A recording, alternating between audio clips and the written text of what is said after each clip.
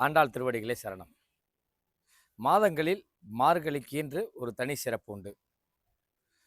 சைவமாகட்டும் வைணவமாகட்டும் அவரவர் விருப்பமான கடவுள்களை சிவாலயங்களில் திருவம்பாவை, வைணவாலயங்களில் திருப்பாவை உள்ளிட்ட பாடல்களை மனமுருகப் பாடி இறைவனின் அருளுக்கு ஆட்படுவது வழக்கம்.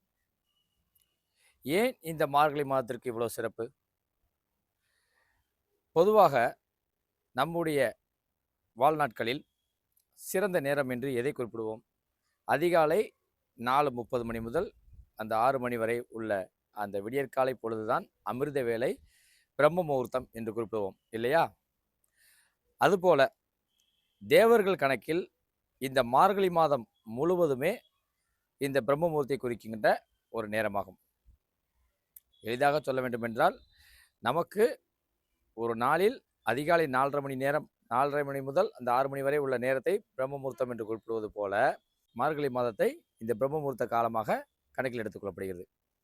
எனவே இந்த நேரத்தில் இறைவனை வழிபடுவது அவர்களின் முழு ஆற்றலுக்கு நாம் ஆட்படுவோம். எனவே இந்த மாதத்தில் நல்ல செயல்கள், நல்ல சிந்தனையோடு நாம் இருந்தோமானால் நம்முடைய வாழ்நாள் முழுவதும் சிறப்பாக அமையும்.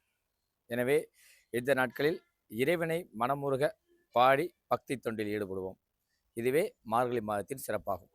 அந்த வகையில் ஆண்டாள் மனமுருகி பக்தர்களோடு ஒன்று கூடி இறைவனை வழிபட்ட 30 பாடல்களின் தொகுப்பு திருப்பாவை என்று அழைக்கப்படுகிறது.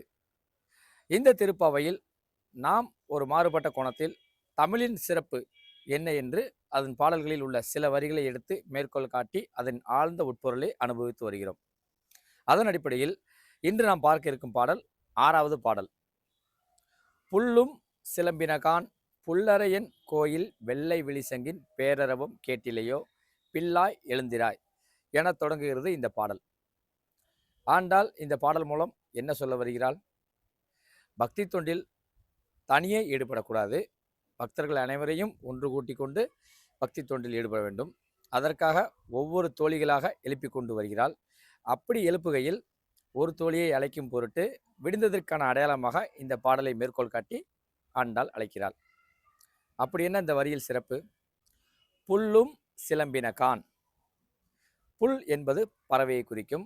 இந்த பறவைகள் விருந்ததற்கு அடையாளமாக இரை தேட கிளம்புகின்றன. அப்பொழுது தன் குடும்பத்துடன் கொஞ்சி பேசி மகிழ்கின்றன. அதான் புல்லும் சிலம்பினகான். அந்த தோழி வர மறுத்து கொண்டு வீட்டுக்குள்ளே இருக்கிறாள். அதனால் ஒரு எடுத்துக்காட்டாக புல்லும் சிலம்பினகான் புல்லரையன் கோயிலின் வெள்ளை விழிசெங்கின் பேரரவும் கேட்டிலையோ.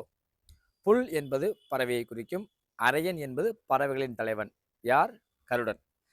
புல்லரையன் கோ, இங்கே கோ என்பதும் தலைவனை குறிக்கும். கருடனின் தலைவன் அதான் கோ. யாரு? பெருமாள். அப்போ புல் என்பது பறவை, பறவைகளின் தலைவன் கருடன். அந்த கருடனுக்கே தலைவன் யாரு? பெருமாள். அந்த பெருமாள் கோயிலில் பெருமாளுக்கு தீபாராதனம் செய்யும் பொழுது சங்கநாதம் ஒலிப்பார்கள்.